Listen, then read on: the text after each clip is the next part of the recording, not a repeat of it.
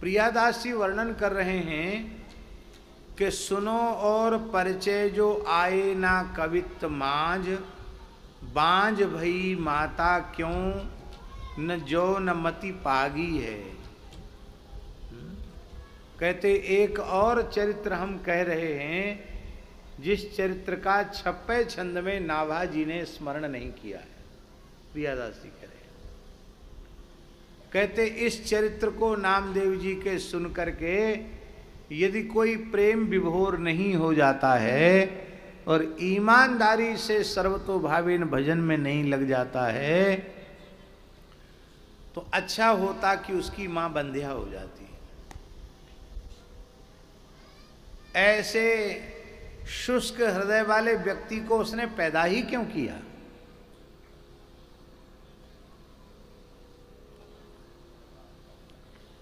ऐसी कौन सी बात है। बोले एक पंढरपुर का नगर सेठ था, उसका कुछ ग्रहारिष्ट था। ब्राह्मणों ने कहा कि तुम्हारा ग्रहारिष्ट है, मार्केश है, और उस अरिष्ट की निवृत्ति तुम्हें दीर्घायुष्य की प्राप्ति तब होगी जब तुम अपने वजन के बराबर स्वर्ण को तोलो और ब्राह्मणों में, गरीबों में, अभावग्रस्त लोगों में उसको वितरित करो तो तुमको लाभ होगा।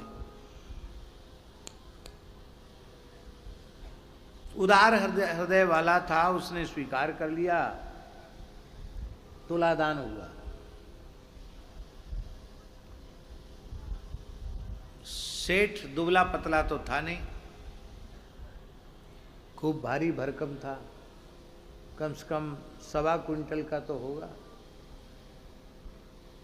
उतना सोना पल्ले पर चढ़ा। अब सोना ब्राह्मणों को बांटने लग गया। किसी ने कहा कि इसी पंढरपुर में श्री नामदेव जी महाराज रहते हैं, जिनके यहाँ कोई भी अतिथि आ जाए सबको प्रसाद मिलता है, कथा कीर्तन होता है, संतों की ब्राह्मणों की बहुत सेवा होती है।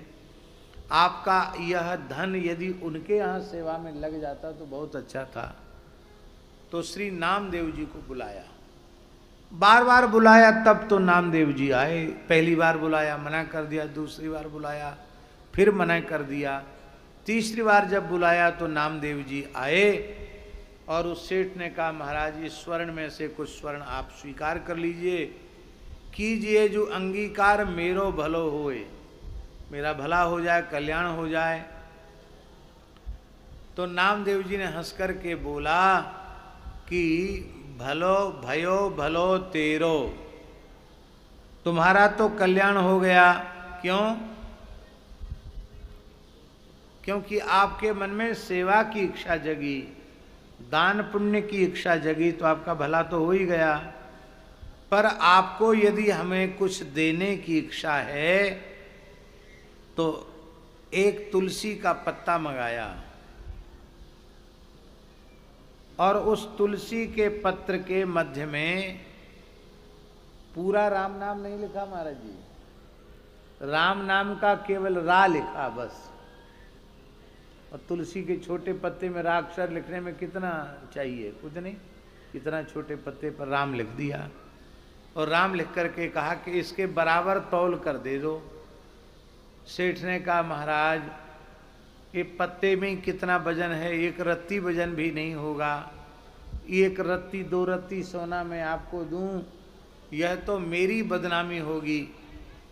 नहीं, हम तो संतोषी हैं, इसी को बराबर तौल कर दे दीजिए। वो सोचता था कि ये तो 1 रत्ती का भी नहीं है ये तुलसी का दल, हम तो 10-20 तोला रख देंगे। पर 10-20 तोला रखा, तुलसी का पल्ला भारी रहा, वो भूमि से स्पर्श करता रहा। अब सुनार के पास छोटी तराजू होती सोना तोलने के लिए, बड़ी तराजू बांधी गई, तराजू को बढ़ाते चला गया, अंत में बड़ी तराजू बांध करके घर का सारा सोना चांदी वहां रख दिया। फिर भी तुलसी के पत्ता वाला जो पल्ला था वो भूमि से टस से मस नहीं हो रहा था। बोला इतना ही ले लीजिए। अरे बोले इतना कम लेके क्या करेंगे, नहीं चाहिए भाई, थोड़ा डांडी इधर उधर हो जाए तो कोई बात नहीं है, इतना कम लेके हम क्या करेंगे। अभी कोई बात नहीं है, थोड़ा और प्रयास करो। क्या प्रयास करें महाराज? आप लोगों ने अपने जीवन भर में जो कुछ यज्ञ जप तप दान पुण्य किया हो, तीर्थ यात्रा की हो, उससे जो आपको पुण्य का संग्रह हुआ है, वो सबका सब संकल्प करके पल्ले पर छोड़ दो, शायद हो जाए। पर अनेकों लोगों के जीवन भर के दान पुण्य कर्म तपस्या व्रत आदि कर्म भी बराबरी नहीं कर पाए। तब आपने कहा कि पर्यो सोच भारी दुख पावे नर नारी, नामदेव जो बिचारी एक और काम कीजिए। क्या? किए व्रत दान और स्नान किए तीर्थ में, करिए संकल्प या पे जल डार दीजिए। सबका संकल्प करके जल डालो। करे उपाय पात बला भूमि गाड़े पाए, रहे वे खिसाए कहो इतनो ही लीजिए।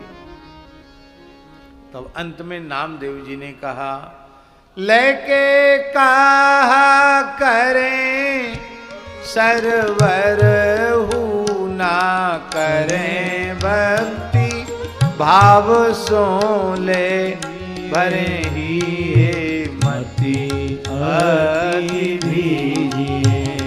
ये भाव सो भरने मति अति भीजिए। क्या लेकर के करेंगे? इस धन में तो करोड़ों लोग रोग भरे हुए हैं, इस धन को लेकर हम नहीं करेंगे। और कहा कि हमें वस्तुतः चाहिए कुछ नहीं, मैं तो छिपा जाति का हूँ, मैं आपके स्वर्ण दान का अधिकारी नहीं हूँ, दान के अधिकारी तो ब्राह्मण होते हैं, इनको दो। हम तो आपको यही समझाने आए हैं कि भगवान नाम से बढ़ कर के कुछ नहीं है, दान पुण्य भी काम नहीं आएगा, राम राम करो।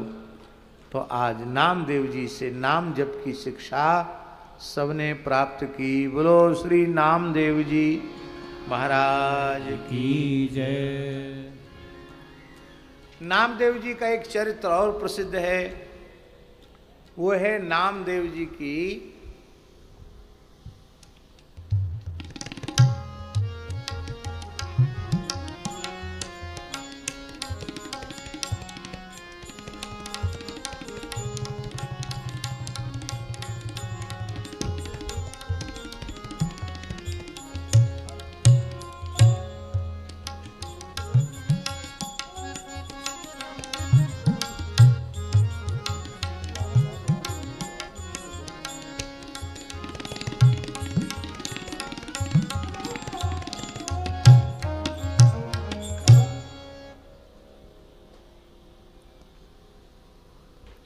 वैष्णव धर्म की महाराज जी 3 निष्ठाएं प्रधान हैं।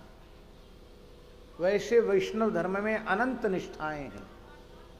उन अनंत निष्ठाओं को अंतर्भाव किया है 64 प्रकार की निष्ठाओं में।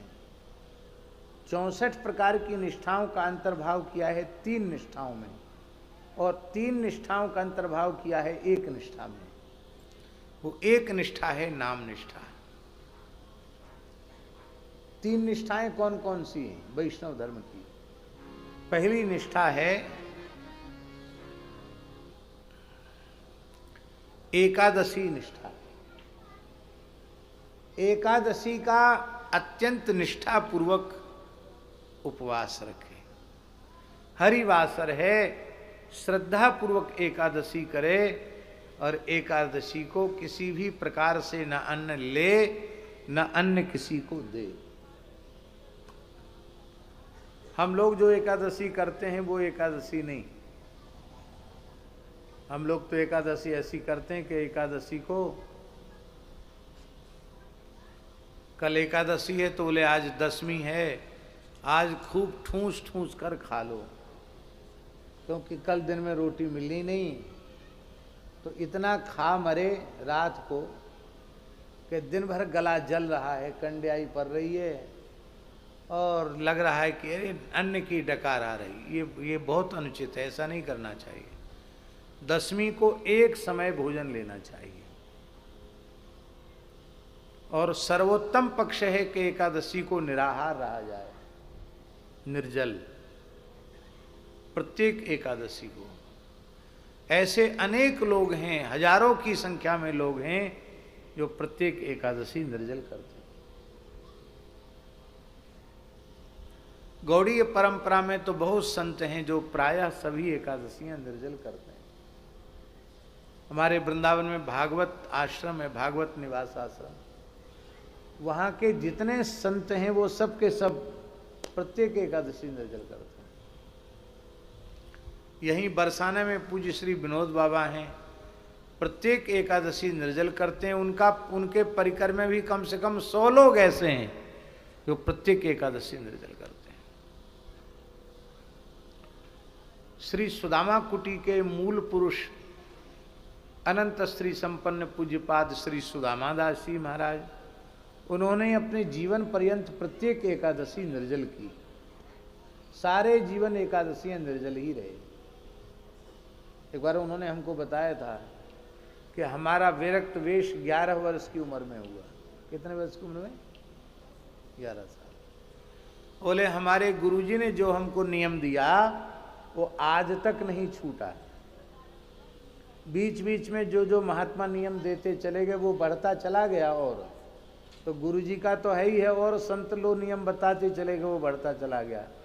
किसी ने कहा ये पाठ कर लिया करो, किसी ने कहा हवन कर लिया कर, तो बढ़ गया, घटा कुछ नहीं। और प्रत्येक एकादशी निर्जल। इतना संभव न हो तो जल पर एकादशी करे, जल पर भी संभव न हो तो दूध लेकर एकादशी करे। वेद में लिखा है पयो व्रतो ब्राह्मणः यवागु व्रतो राजन्यः आमिक्षा व्रतो वैश्य इति। ब्राह्मण दूध पीकर व्रत करे, क्षत्रिय हलवा खा करके, लपसी खा करके, फलाहारी तब व्रत करे, वैश्य छेना की मिठाई खा करके व्रत करे। हाँ, 3 के लिए अलग अलग लिखा है। क्षत्रिय के लिए लगता है लपसी, इसलिए कि गौ ब्राह्मण पर संकट आ जाए, धर्म पर संकट आ जाए, तो शरीर में लड़ने की शक्ति